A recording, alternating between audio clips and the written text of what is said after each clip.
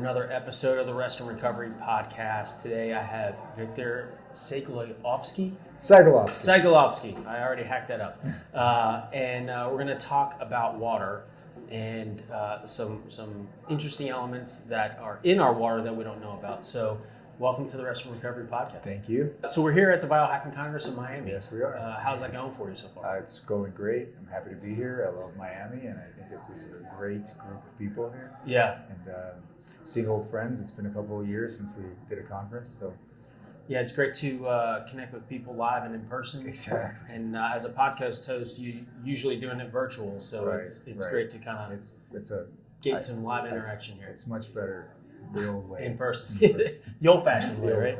So we're talking about Litewater, and it's a product, and we were talking offline a minute ago. It's water, like you did think it's just water, but apparently it's not, or that's, as you said, that's actually what we want. Yeah, that's what we want. We want water, H2O. So there's an element called deuterium. Maybe just explain what that is. Deuterium is a version of hydrogen called an isotope.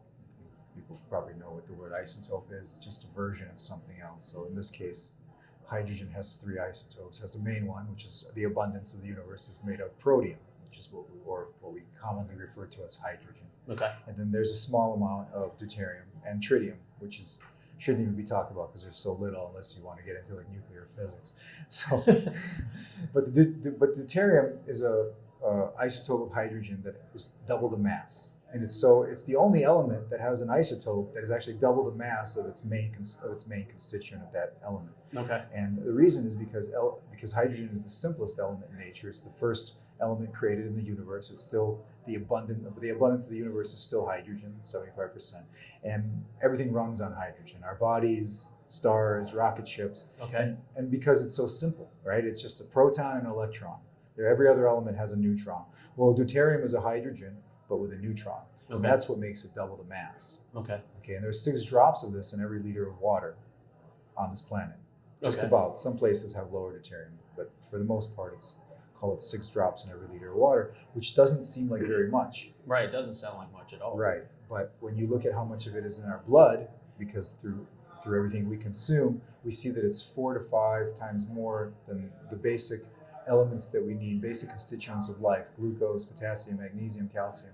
There's 4 to 6 times more of this deuterium floating around in our blood. And this is a natural contaminant. It's been here since the beginning. It's been here since the Big Bang. And there's a very small amount of it. But it gets into all the water. And it does particular damage to our mitochondria. And as we know, like mitochondria, just explain that. Like, I mean, that's like the main energy source for us to exist and live. Right. Mitochondria are the factories inside our cells. They're little factories that produce energy, produce ATP, and without it, we wouldn't live very long, if at all. So when we start out in life, we have a lot of them. A cell may have 100,000 mitochondria swimming in there, all active, producing energy and metabolic water. And as we age, we lose that mitochondria. Right. And one of the reasons we lose that mitochondria is deuterium. Deuterium breaks down the mitochondria, and I can explain the actual mechanism of how it does that. So, but as you get older, you have less mitochondria. So it's like the 70-year-old, 80-year-old might have like whereas he had 100,000, maybe he has 1,000 now. Okay. So you want to, but you can't. Right. The soul is willing, but the body is weak. Right. Because it's just mechanical. You don't have the mitochondria anymore. Well, the machine starts to slow down. I think I heard you. Or slow down and stop. There's just less of those machines floating in our body, so less energy is made. So is it kind of like the rust factor within our body, the deuterium, or is that like a? I wouldn't say it's a rust factor. It's just a particular problem in the biology. Okay. That you have something that your mitochondria runs on protons from hydrogen. Right. In fact, all food breaks down to those protons. Everything you eat breaks down to those protons. So those protons spin this motor to create the ATP, which is the currency of our biology. Now, when deuterium gets in there, it's a proton and a neutron, so it's twice the weight. Okay. It's like dragging your dead twin brother around. So it's like, or wearing like a rucksack, like you're you double the weight. Poundage, yeah, you're double the mass, and so this doesn't fit into that electron transport chain. So it causes damage like a bull in a china shop, and it does it cumulatively over and over and over.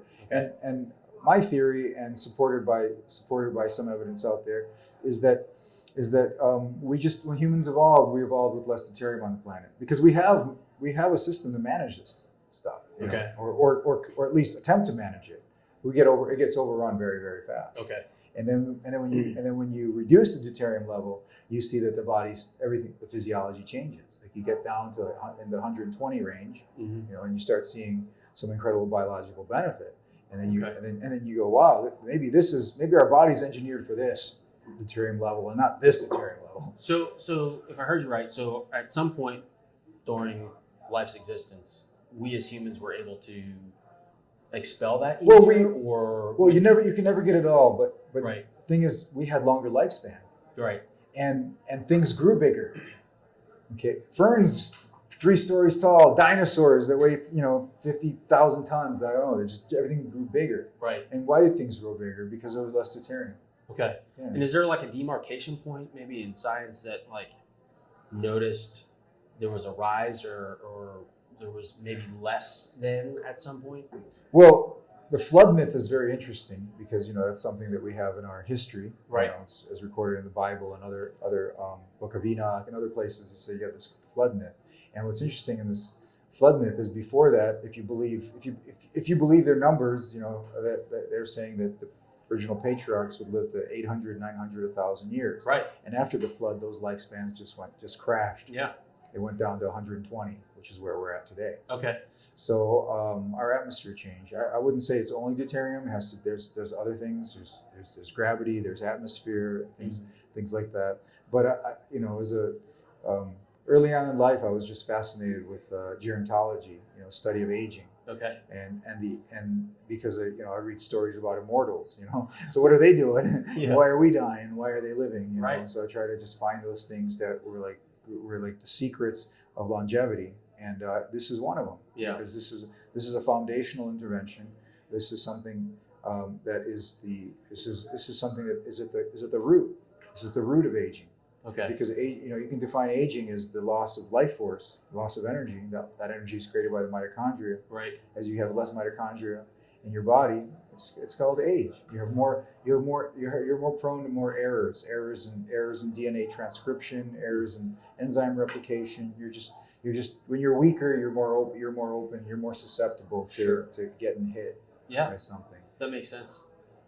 So what's the hedge to stop that or slow that, so that I would think we're talking about energy, so there's a level of vitality that reduces over time, kind of that battery drain. What's the process, or how do we mitigate that? Well, the way to mitigate that is to in this particular protocol is to reduce the deuterium in the body. Okay. Now the easiest way is to drink deuterium depleted water, which never existed before. At least, in nature there are certain places where the water is more like a lower, and this is where this discovery comes from. Okay. As in Siberia, they were trying to figure out why these populations populations living in harsh environments had there was 300 in one study. There was 324 centenarians per 1 million, and everywhere else in Russia it was like 40 something. Okay. So why are these people living so much longer and healthier? And so they spent a couple years trying to figure this out in the late 50s, and they honed in on their deuterium was 16%. Their water was 16% lower in deuterium than everybody else. And where was that? In Siberia. Siberia. In Siberia, yeah, because deuterium is if you look at the planet, planets are complex hydrological cycles. You've got water evaporating, condensing, raining. So in places that are very north or south latitude, you have less deuterium. In glacial areas, you have less deuterium, just because of the way the hydrological cycle works. Okay. And if you're farther away from the ocean, you have less deuterium because the ocean is 155.76 induced deuterium level. Okay. So if you go to like the mountains, you'll get somewhere in the 140s, maybe even 130s, and sometimes even the 120s. Okay. And then you look at that population of people, and you say, wow, this is something interesting here. And then you can directly correlate it to the fact that they're drinking water for not only their lifetime but multiple lifetimes, because this is cumulative. Right. So you're using water for crops too, or for Yeah, their food everything. source, Yeah, right? exactly. So it's all there. They it's live in an environment where they have less deuterium, and that directly correlates to how much energy they have in their body. That's amazing. So because it's proportional, because the effect is proportional to some of the concentration. Okay. So it's like a little bit goes a long way over time. So if you drink, let's say you live in LA and you drink 150 ppm water, which is the tap water there, and then you move up to like Mount Shasta area, and that's like 100 and low 140s. Okay. And over a month period, two months period, you're not going to see much difference. But over a year or 2 years or 3 years, the difference between the net energy deficit and net energy benefit that you get in that little delta is significant. So it's kind of a pennies add up the dollars kind of exactly. Right? Exactly. It's like if you bought Bitcoin in 2013, not that good, unfortunately. Yeah. Me neither. Yeah, no, but it is good. So yeah, that's the complex issue that we've simplified into this. And so this water it's kind of as a cleansing, so to speak. Well, it's a different concept because we're not putting anything into something. You come to a show and everybody's trying to sell you a supplement, something that's putting something in your body. Yeah, right. This is about taking something out of your body. Okay. So all we do is we take deuterium. We reduce the deuterium in the water, which is very difficult, complex, expensive. But we reduce the deuterium. We take 94 to 97% of the deuterium out of the water. Okay. Which is the deuterium is bound as HDO. So H2O, which is what we want. Right. HDO is what we don't want. And once in a while you get D2O, which is heavy water, and that you don't want at all. But it doesn't occur very often. So 1 out of every 41 million water molecules. So we concentrate on this HDO, which is 150 parts per million.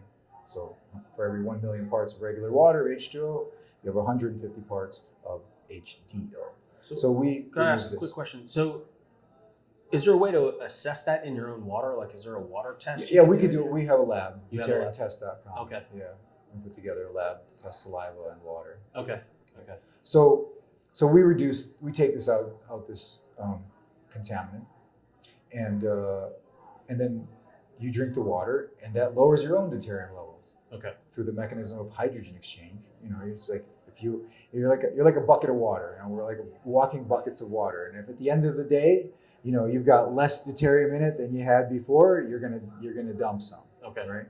So slowly, quarter ppm to 1 ppm per day, depending on your activity level and lifestyle. So, but that's not the only way to get on a more deuterium depleted protocol.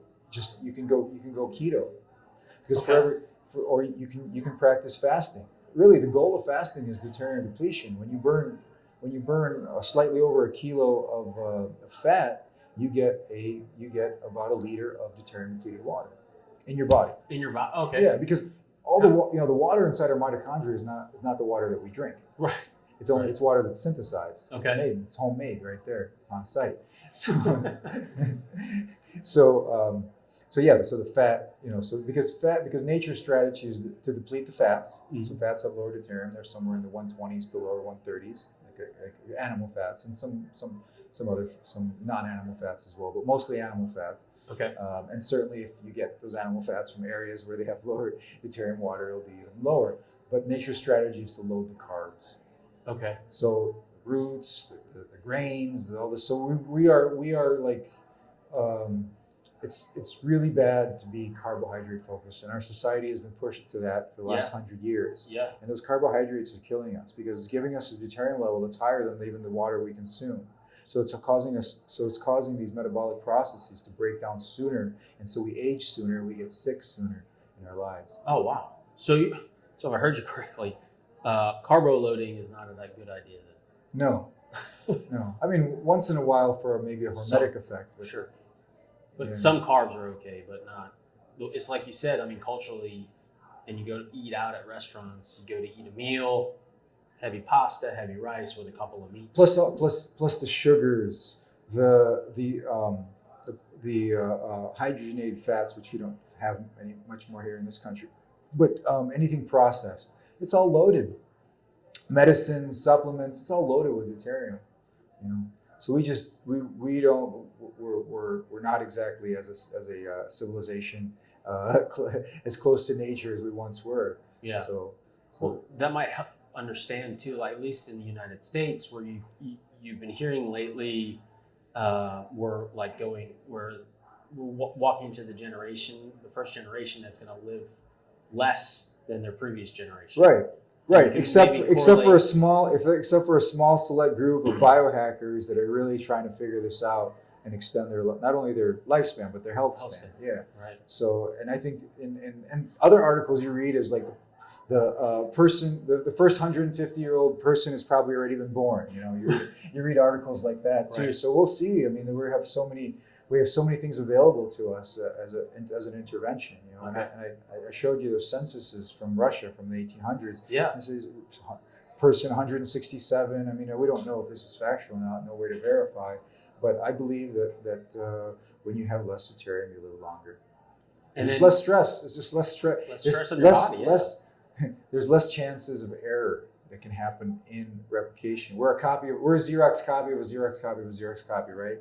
And so if you want that copy to be close to the last copy, you'll have less deuterium, because deuterium just stresses everything. It's heavy. Yeah. And so it slows things down. It slows metabolism down, and the reduction of it speeds things up. Well, it goes back to, like we were saying earlier, double the mass, or whether it's carrying somebody else on your back or whatever. Exactly. That's going to wear you down a lot. And then trying to fit through a door that's like this big and you're this big. Right. So they're going to be calling the repair guys all the time. It's got a lot of broken door frames. Door frames. Just trying to get. Yeah. And at some point you say, I'm done. Just burn it down. I'm not going to fix it anymore. So with the water, is there like a suggested protocol? I guess there's various, but like depends on the person. Yeah, there is, and there's a general protocol that I could recommend. In the beginning, people are going to be around 150. If they live in an area where they're getting slightly lower water, that's good for them. But let's just say 150 ppm is what a person is going to be. So you can drink anything that's lower in deuterium that you drink is going to lower your deuterium to that level. Okay. So most people start at like a 3-to-1 dilution or a 4-to-1 dilution. So if you have a 1-to-1 dilution, we sell 10 ppm, 10 parts per million. Okay. We also sell a 5, but not much of it, because it's 5 times harder to make the 5 than the 10, because that last little bit of it's it's like mining that last 100 Bitcoin. It's like to get down. So if you go with a 1-to-1 dilution, that's 80. Okay. If you go with a 1-to-2, that's 100, or more like 102. And if you go to 1-to-3, it's 112, and 122 ppm if you go 1-to-4. Okay. So somewhere in this range, you just pick where you want to be, depending on what you can afford, depending on how quickly you want to get there. Yeah. But I think slow and steady wins the race. And you could either dilute the water with other water, or you can dilute the water in your own body. It's a little harder because you got to do the math at the end of the day and see what else you consumed, and then figure out that, okay, yeah, today it's easy in the beginning, because anything you do in the beginning will start lowering it. Right. But as you know, you're going to go 150, 140, 130. It's like if you want to get to 120, at some point you're going to have to start drinking 110 or 100 ppm water. Okay. And all the liquid, assuming this is all the liquid you consume, right. You use it to make your teas and beverages, coffee, whatever, smoothies. So what I've noticed is if you got to go a little lower to get a little higher. Okay. If you want to get to 120, just drink 110. Or drink 120 for a while and then drop down a little bit more, just so you can get to that. And you can experiment. I tested myself 2 weeks ago. I'm at 102. Okay. Sometimes before that I tested, I was 117. When we first started this company, I was gung ho. I got into the 80s, which is hard to maintain, but it's incredible. But that bulk of the benefit, 90% of that benefit is in that first reduction, that 30 ppm. So you will see immediate results. Yeah, within 1 to 3 months. Okay. I think the older you are, the quicker you see the results, because the body doesn't expect to drop its deuterium level. It's like, right. What happened? How did that? Yeah. So to that point, is there like a detox effects Or like, what was your personal experience when you started going through the process? I was already ketogenic for 10 years. Okay. So the experience for me, like at first, I'm like, okay, well, I think I have more energy, but I'm not sure. Yeah. You know? I'm already sleeping good, and my skin's okay. I'm aging slower than other people my age, so I was okay there. But when I really noticed it, when I got injured, Okay. and I said, "My God, this reminds." I took a tumble ice skating. I hurt myself pretty bad, and I thought, okay, I'm out for a month. You know, this is just gonna hurt. I'm just gonna have to deal with it, like I did before. You know, Right. But no, 3 days later, everything was gone. Really? Mm-hmm. No other interventions or anything? Nothing. Like that? Wow. And I would go, wow, when was the last time I healed this fast? And I'm like, I remember that time when I was a teenager. Yeah. You go down, and it hurts like hell, and 3 days later, you're fine again. Yeah. And that's exactly what happened. And I go, oh my God, this is incredible. Oh. And you know what? We started the company before we even tried the water, because we didn't have any, right? Yeah. We had to go to Russia. We had to, partner with them and get it over. But we believed in the science, and it didn't prove us wrong. When we did it ourselves, when Robert Slovak and I depleted our deuterium levels, the science completely checked out. That's really amazing. Yeah. So, to the point of experience, and it may vary from each person, but what would be an expectation, like how they would feel? Is it energy? Well, when you lower your deuterium levels, you increase what's called proton motive force, the ability for those nanomotors to produce ATP to function better.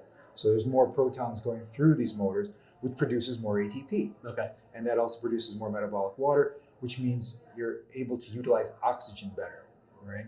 Because the oxygen is part of the electron transport chain too. So everything gets optimal.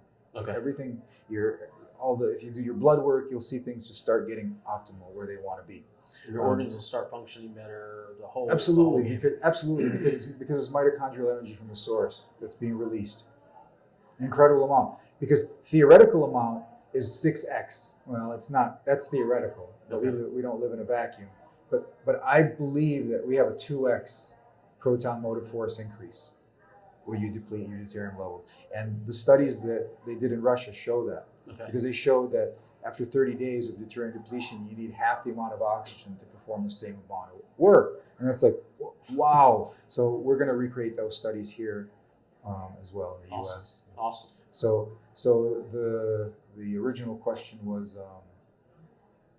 what was it? The result. What would end up? Oh, okay. So metabolism.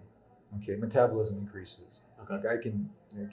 That's what I see across the board with people. Okay. Metabolism increase, sleep improvement, skin, which we have backup from. There's a study that shows like the collagen layer is twice as thick after deuterium depletion. Oh wow. Well, this was topical, but everybody says it works whether you put it topical or consume it. Yeah. And it's not the water; it's the fact that you're removing deuterium from the body. Okay. So that's it. So that allows you to get hydrated. Because I know many people that drink a gallon of water a day and they're chronically dehydrated. Yeah, because they can't absorb. Because it's not the water your body wants. Oh. It's bulk water. Okay. It stays out in the extracellular fluid, and this water takes that water out. It just exchanges for it. Okay. So there's less. So you're less prone to having deuterium come into the electron transport chain. But then again, most of that deuterium in the electron transport chain comes from food. Deuterium depleted water is a great intervention. It's almost like the ideal hack. It's actually a true biohack because you're cheating. Yeah. Because it doesn't exist. I mean, it exists in nature, but you got to go. What are you going to go live in Antarctica where it's 89 ppm? Right. You're not. Yeah. Okay. So or you're going to go live in the Himalayas. So it's a true biohack. It's quite interesting. Yeah, it is interesting. Well, I think we're kind of coming up on time. It's really fascinating that the science has been able to help create something like this that can help people improve both, like you said, the health span, but the lifespan as well. And it's something that's been overlooked by mainstream medicine, like so many things, and something that's been overlooked by biochemistry. But now it's starting to take hold. Now people are starting to see, because I talked to people at the academic level, and it's like they can't deny it, you know, like Yeah. hey guys, what about this? Yeah. Like, oh well, you know. We're not going to pay attention to that research. And then when you get into the quantum tunneling aspect, which I didn't mention in my talk, that's profound, because did you know that in order for us to be alive, we have to break the law of physics? No. Yes. What? Yes. That doesn't make any sense. It doesn't make any sense. In order for us to be alive, we have to break the law of physics because hydrogen quantum tunnels. It cheats, right? It takes a shortcut. Okay. And if it didn't take that shortcut, we wouldn't be alive. So it basically gets somewhere faster, and which by physics, that's called quantum tunneling. And physics goes, well, we observe the phenomenon, we can't really explain it. Okay? But we can say that if it didn't occur, life wouldn't exist. Wow. So life breaks the law of physics to exist. Okay, and when you see this, yes, the proton, the protium quantum tunnels, but deuterium does not. So it doesn't have those quantum effects. It just doesn't belong anywhere. It just doesn't. It's an accident. Happened in the Big Bang. You know, hydrogen formed, and then the universe cooled a little too fast, if you believe in the Big Bang. And the deuterium got stuck as it was transitioning to another element. Okay. So, and it's stuck with us. And so it's here. And like I maintain, like when you reduce those first 30 points, something kicks in. It's that tells you that we evolved to be able to manage this deuterium level, but not this new deuterium level where we're at. Homo sapiens sapien is what, 120, 130,000 years old, maybe? And so in that time, deuterium levels may have increased 15 to 30% on this planet. That's amazing. Still so much. There's still so much we don't. We stand on the shoulders of giants. We're here today, and there's still so much more to discover and understand. But we have a little bit. And we come here with all the tools that we need. We just don't have the manual. So we got to find it, right? Reverse engineer, right? Got to reverse engineer it. Well, I usually close things out with a bit of a hot seat, 3 questions, nothing too heavy. But what are you reading right now? Oh wow! I'm reading a book by an author named Carbo. It's a Glastonbury romance. Okay. It's a phenomenal book. Yeah. This guy's like, he's like the pinnacle of literature, and almost nobody even knows who this is. Is a Carbo. Okay. Yeah, that's what I'm reading now. Glastonbury romance. All right. Check it out. So next question is, what is your go-to rest and recovery method? Well, sleep, like anybody else. Sleep. Greatest ROI. Absolutely. Yeah.